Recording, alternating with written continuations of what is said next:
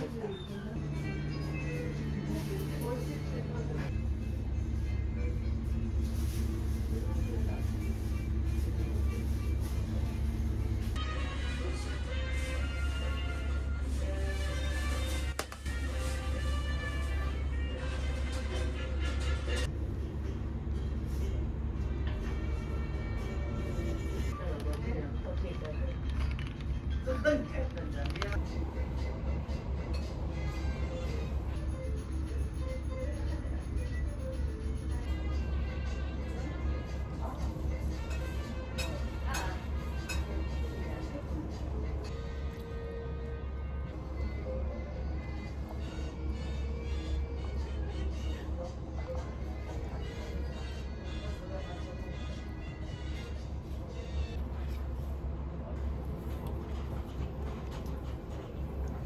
曜日だからちょっとないよ。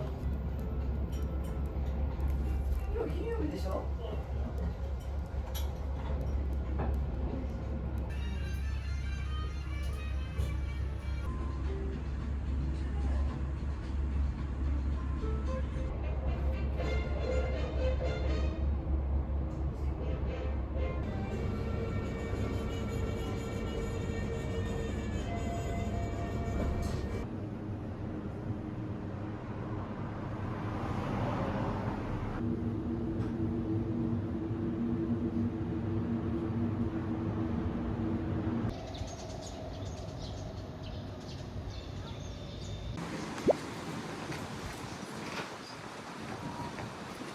いろいろ再現とか弾き語りソフトやりますから、こういう可能性は高いと思います。